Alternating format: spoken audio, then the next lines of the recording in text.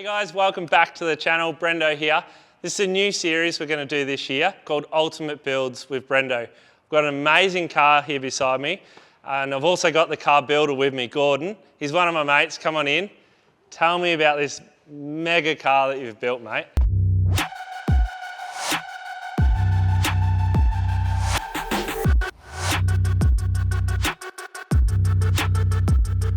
So it's just like a full noise, ultimate spec Mark II Escort. So anything you can do to it and more has been done to this car. Yeah, I can see that just from the outside.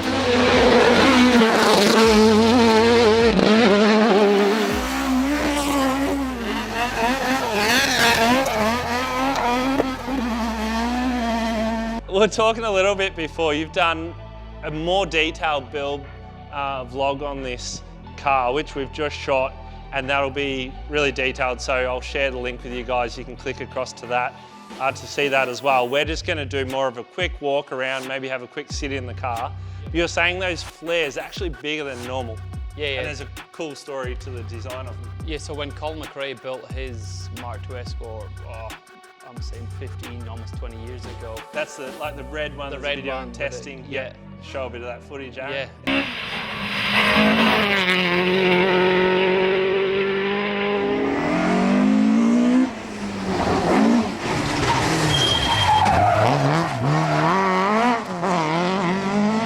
So they have, they developed some front arches from. They actually call them McRae front arches. So these are like the continuation. So we're talking about like the section here, how it's so wide and sharp. Hey? Yeah, it's a bigger, boxier, and just really get the front stance on it. So compared to a 13-inch. When you look down there, you can see how wide the car looks here.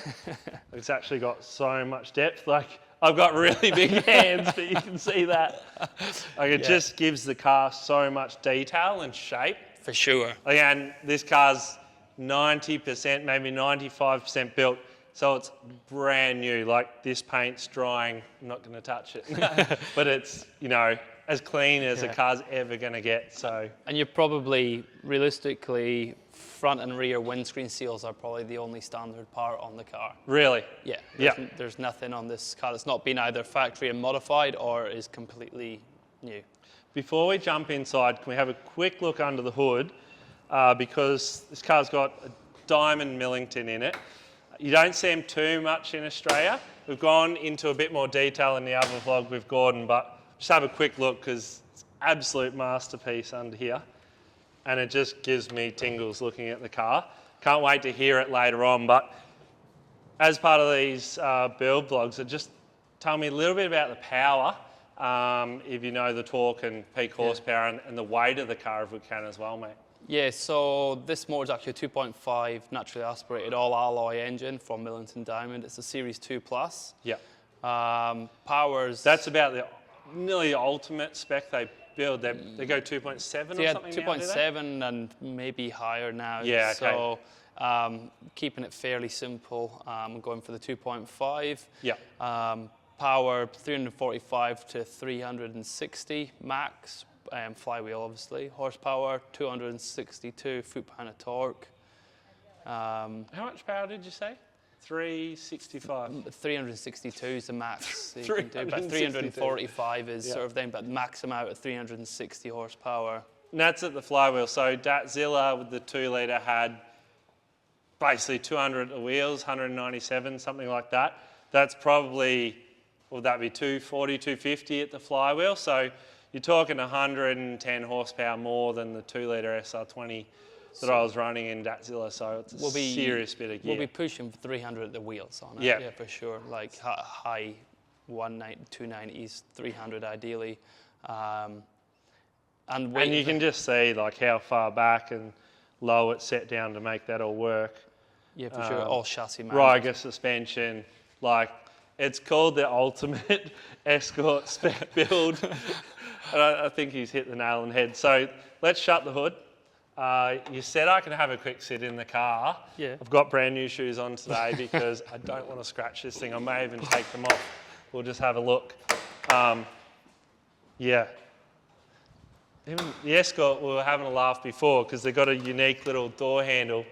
I'll come around and show you because Mason behind the camera didn't know how to get in, but you don't pull, you actually pull up like that. So if you come on in, look in there, don't be fooled, this thing is like a world rally car, plus a little bit more. We'll jump on in. So we haven't touched much on what's in the car yet, but you can see the first giveaway to me, no gear stick, so paddle shift, which is for a driver the absolute ultimate, because with a paddle shift there's no substitute. It's milliseconds to change the gear, not taking your hand off. So being a nearly 50-year-old car, that's pretty awesome. And then we've got the whole options list I think Motec has been ticked with this car, which is pretty awesome. There's dashes, 4 dashes. There's one PDM there. There's one in the back. M150 ECU Motec there.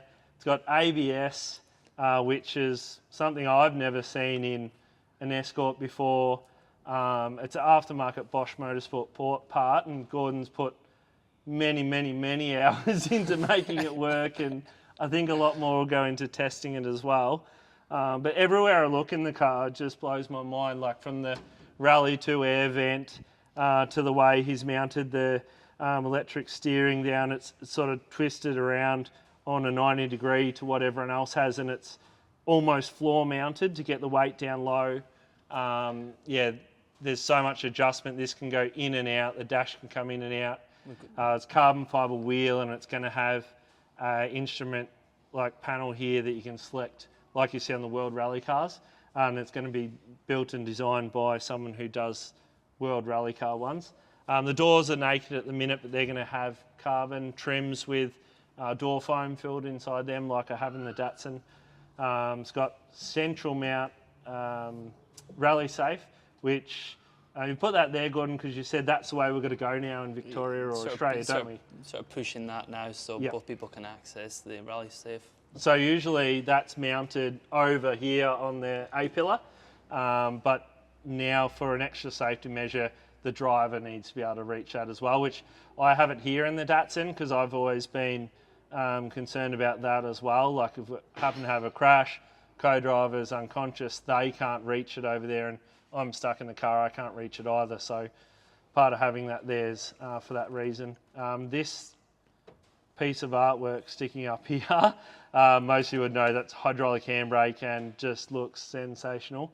To me, I thought it's maybe like Group A Subaru spec look, but I have to have a look back through some videos to see, because yeah, maybe it's more like an 06 World Rally car, but it's pretty cool, and this will be similar to Datzilla, with you'll be able to switch fuel pumps on and off, and I guess you'll have like probably a start on the wheel as well. Yeah, it'd be start on the wheel, then it'd be throttle trim on there, 12 different ABS trims on the steering wheel too. Yeah. Aggression of the throttle and traction control as well.